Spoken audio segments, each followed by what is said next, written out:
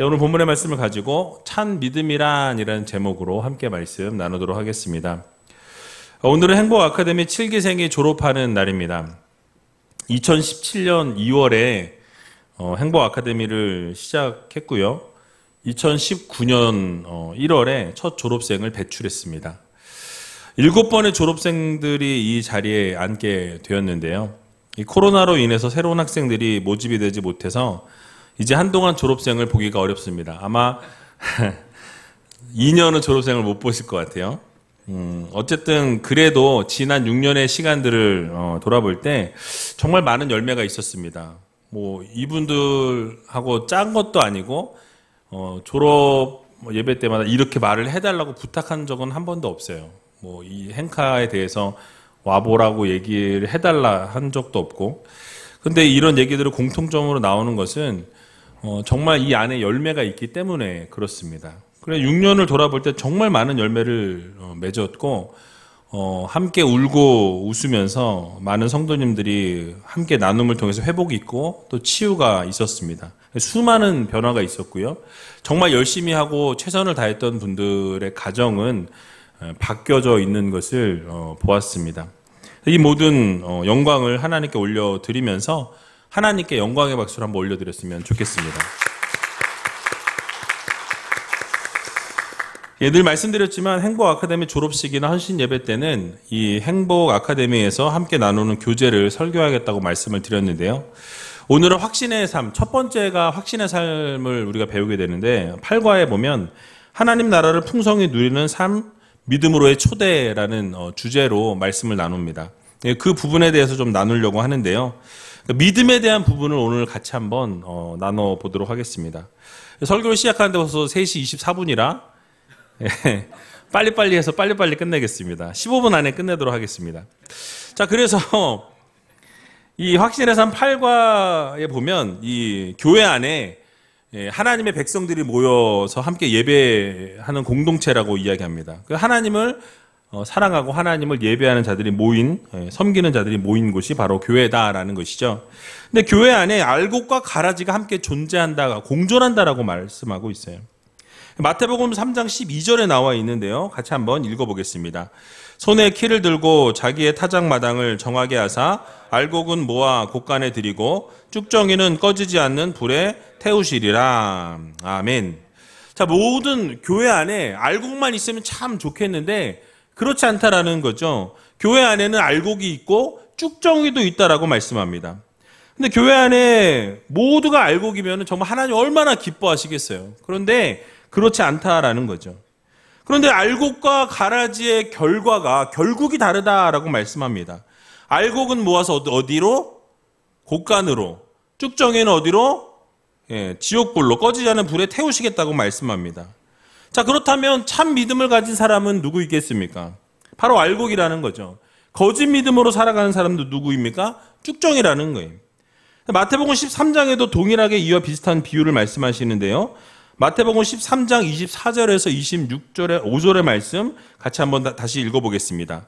예수께서 그들 앞에 또 비유를 베풀어 가라사대 천국은 좋은 씨를 제 밭에 뿌린 사람과 같으니 사람들이 잘 때에 그 원수가 와서 곡식 가운데 가라지를 덧뿌리고 갔더니. 아멘.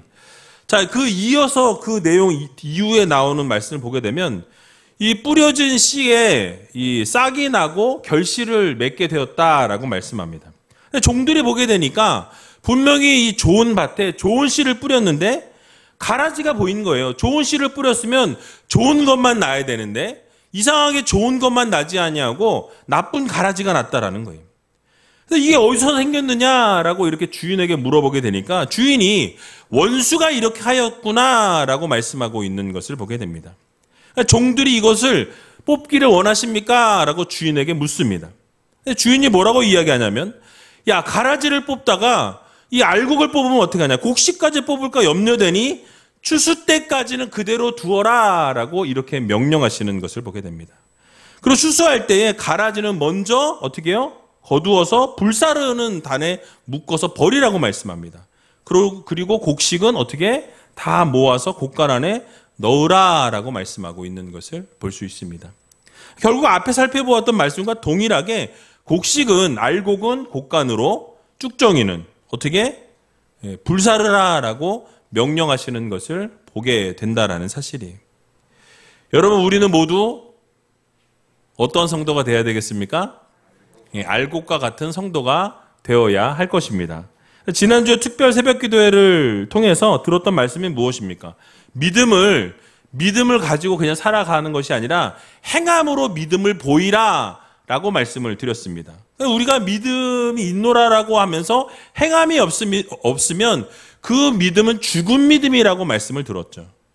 바른 성도들의 삶은 그냥 가만히 있는 것이 아니라 하나님이 주신 말씀을 붙들고 그 말씀을 행하기 위해서 최선을 다하는 성도들의 삶을 살아내는 것입니다.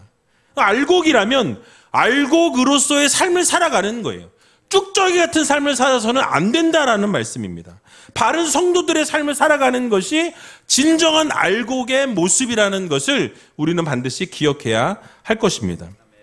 그러나 세상을 따라 살아가고 정욕을 따라 살아가고 하나님과 원수된 삶을 살아가는 것은 알곡으로서의 삶이 아니다라는 거예요. 남을 정죄하고 남을 판단하고 남을 비판하는 그런 자리에 있는 사람들, 교만한 자리에 있는 사람들 역시 알곡의 삶이 아니라는 거예요. 하나님이 기뻐하시지 않습니다.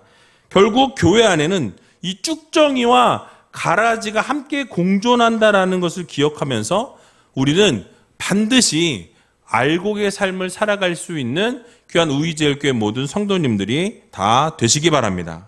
자, 그렇다면 어떻게 사는 것이 정말 알곡과 같은 삶이고 참 믿음의 삶을 살아가는 것인지 간략하게 세 가지만 말씀드리도록 하겠습니다. 첫 번째로는 참 믿음은 하나님 말씀에 순종하는 것입니다. 따라해 보겠습니다. 참 믿음은 하나님 말씀에 순종하는 것입니다. 하나님 말씀에 순종하는 것입니다. 자, 우리가 믿음의 대표 주자를 말할 때 누구를 이야기하죠? 믿음의 조상? 누구? 아브라함을 이야기합니다. 창세기 12장 1절에 3절에 보니까 아브라함을 이렇게 소개합니다. 같이 한번 읽어보겠습니다. 여호와께서 아브라함에게 이르시되 너는 너의 본토 친척 아비집을 떠나 내가 내게 지시할 땅으로 가라. 내가 너로 큰 민족을 이루고 내게 복을 주어 내 이름을 창대케 하리니 너는 복의 근원이 될지라. 너를 축복하는 자에게는 내가 복을 내리고 너를 저주하는 자에게는 내가 저주하리니 땅의 모든 족속이 너를 인하여 복을 얻을 것이니라 하신지라. 아멘. 여러분, 자주 말씀을 드렸고 또 이 아브라함에 대해서 너무나 잘 알고 있기 때문에 굳이 말씀드리지 않아도 아시겠지만 하나님께서 아브라함을 부르실 때 어떤 상황이었습니까? 믿음의 가정이 아니었어요. 그리고 그에게 말씀하시고 명령하신 것은 너는 본토, 친척, 아비집을 떠나라 라고 말씀하십니다. 이 모든 것을 떠난다라는 것은 그 당시에 모든 걸 다 버리는 거예요. 그러니까 자기의 모든 삶을 다 버리는 것입니다. 아직도 정해지지 않은 모든 기반을 다 버리라고 하시면서 뭐가 좀 정해지고 가라고 하시든지 뭔가 눈에 보이는 게 확실한 다음에 움직이게 하시면 참 좋겠지만은 하나님께서 아브라함에게 명령하실 때에는 아무것도 알지 못하는 상황 가운데 갈 바를 알지 못하는 상황이라고 말씀합니다. 갈 바를 알지 못하는 그런 상황 가운데에서 아브라함은 순종하면서 바로 그 길을 떠났다라고 성경은 말씀하죠. 아마도 하나님께서 큰 민족을 이루게 하시고 복을 주시겠다라는 이 약속의 말씀을 믿고 아브라함은 갈 바를 알지 못하는 상황 가운데에서도 그 말씀을 붙들고 나아갔다라고 말씀드릴 수 있는 것이죠. 여러분, 바로 이것이 바로 참 믿음이고 진정한 믿음인 것입니다. 여러분, 우리의 믿음을 보게 되면 어떻습니까? 우리가 하나님이 순종을 요구하시고 우리들에게 말씀하실 때 그 말씀을 듣고 앞뒤를 먼저 따져보는 게 우리의 모습이에요. 아, 이거를 내가 이렇게 하면 이렇게 될까? 저렇게 하면 이게 이렇게 될까? 저렇게 될까? 먼저 막 주판을 튕겨봅니다. 이것이 좀 내 생각에 맞지 않고 희생을 해야 되고 해보면 아, 이렇게 되면 내가 손해를 보겠구나라는 생각이 들면 어떻게 됩니까? 하나님 말씀일지언정 따르지 않아가는 모습이 우리 안에 있다라는 거예요.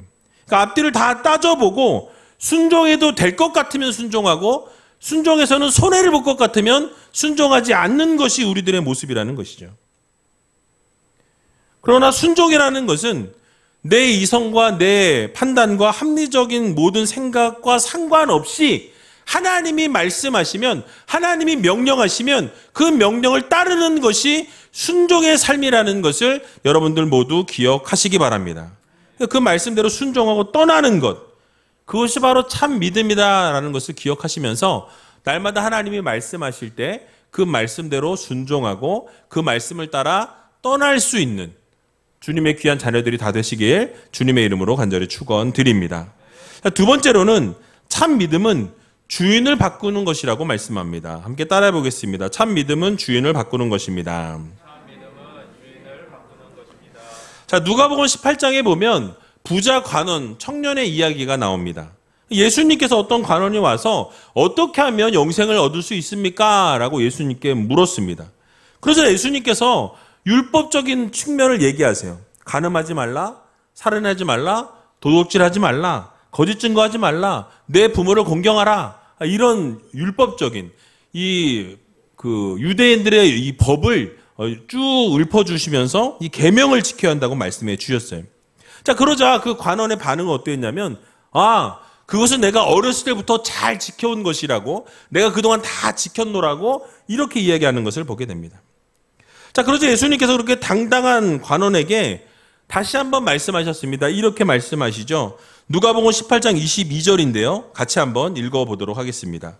예수께서 이 말을 들으시고 이르시되 내가 오히려 한 가지 부족한 것이 있으니 내게 있는 것을 다 팔아 가난한 자들에게 나눠주라. 그리하면 하늘에서 보화가 내게 있으리라. 그리고 와서 나를 쫓으라 하시니. 아멘.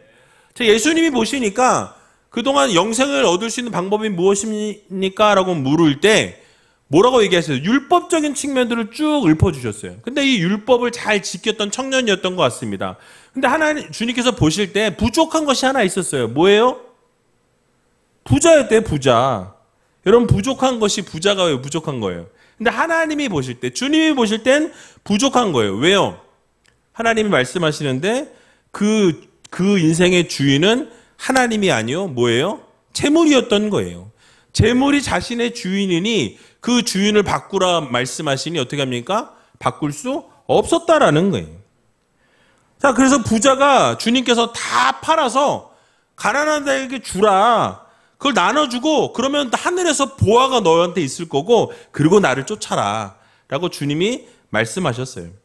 그랬더니 그 부자의 반응이 어떻습니까? 23절에 나오는데요. 같이 한번 읽어보겠습니다. 그 사람이 큰 부자인 고로 이 말씀을 듣고 심히 근심하더라. 아멘. 자, 큰 부자가 어떻게 했대요? 그 말씀을 듣고 심히 근심했다라고 말씀합니다. 근심하고 어떻게 했을까요? 왔을까요? 안 왔을까요? Nobody know, 몰라요. 근데 저는 안 왔을 거라고 생각해요. 왜냐하면 부족한 것이 있었어요. 뭐가 부족했어요? 예, 재물의 욕심. 그게 나의 주인이었어요. 내 주인을 바꿀 수 없지. 이건 절대 바꿀 수 없어. 그렇게 하고 돌아간 것입니다. 그러니까 부자는 다른 계명을 다 지켰기에 영생을 얻을 수 있을 거라고 생각했는지 모릅니다. 이미 자기가 잘할 수 있는 것을 생각하고 나와서 얘기했던 거죠. 근데 예수님은 부족함을 알고 계셨어요. 너의 약점을 내가 알고 있다. 그리고 그 약점을 찌를 때에 어떻게 합니까? 근심하면서 돌아가게 되었다라는 거죠. 그러니까 무엇을 주인으로 삼고 있는지 주님은 알고 계셨다라는 것입니다. 부자 청년의 주인은 재물이었어요. 재물이 자신의 주인이었기 때문에 그 주인을 내려놓으라고 이야기할 때 내려놓을 수 없었다라는 것이죠. 그러니까 주님께서 청년에게 주인을 재물이심을 아시고 그 모든 것을 다 팔아서 나누어 주라고 말씀하실 때 그렇게 할 수 없었다. 심히 근심하고 근심했다라고 말씀하죠. 여러분, 참 믿음은 주인을 바꾸는 거예요. 예수 그리스도로 바꾸는 겁니다. 여러분들이 지금 주인으로 삼고 있는 물질이 되었든 그것이 권력이 되었든 명예가 되었든 자녀가 되었든 무엇이 되었든지 간에 하나님이 아닌 다른 무엇인가가 여러분의 주인으로 앉아 있다면 그 주인의 자리에 예수 그리스도를 앉혀드릴 수 있는 믿음의 성도님들이 다 되시기 바랍니다. 하나님께서 주인을 바꾸라 말씀하시면, 주인을 바꾸라 명령하시면 그 명령에 순종하는 것이 바로 참 믿음의 모습이라는 것을 여러분 모두 기억하시고, 정말 하나님 말씀대로 주인을 바꿀 수 있는 믿음의 자녀들이 다 되시길 주님의 이름으로 간절히 축원드립니다.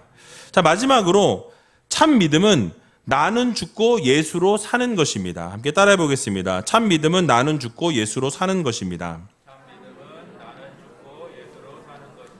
자, 오늘 본문 갈라디아서 2장 20절에 나와 있는데요. 같이 한번 읽어보겠습니다. 내가 그리스도와 함께 십자가에 못 박혔나니 그런즉 이제는 내가 산 것이 아니요 오직 내 안에 그리스도께서 사신 것이라. 이제 내가 육체 가운데 사는 것은 나를 사랑하사 나를 위하여 자기 몸을 버리신 하나님의 아들을 믿는 믿음 안에서 사는 것이라. 아멘.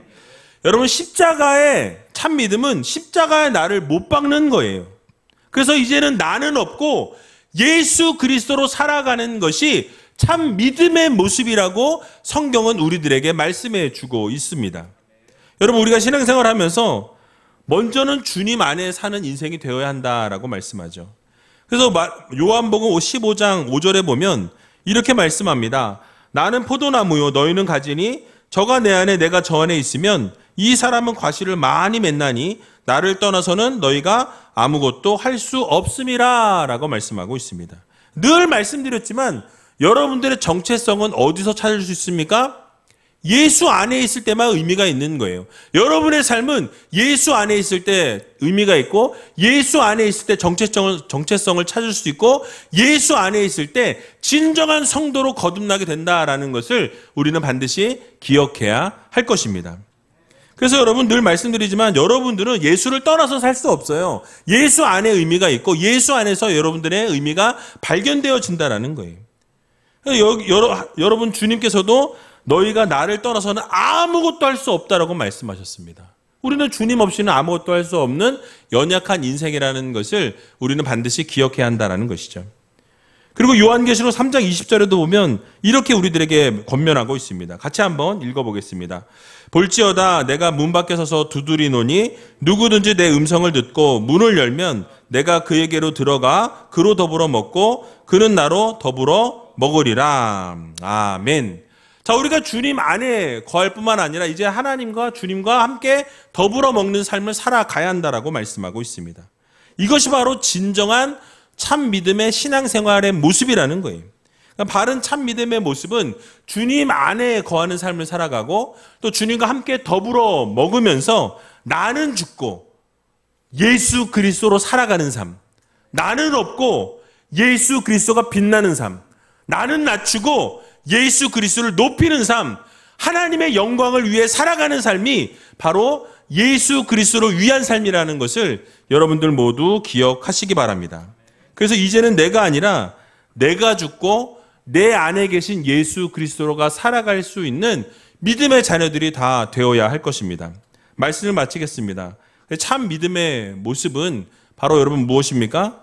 나는 죽고 예수로 사는 삶, 나는 없고 주님이 드러나는 삶, 내 안에 혹시라도 주인의 자리에 주님이 앉으셔야 되는데, 하나님이 앉으셔야 되는데 내가 앉아있다고 한다면, 아니면 다른 무엇인가가 앉아있다고 한다면 그것을 다 내려놓고 거기에 예수 그리스도를 높여드릴 수 있는, 하나님을 높여드릴 수 있는 저와 여러분들이 다 되시길 주님의 이름으로 간절히 축원드립니다.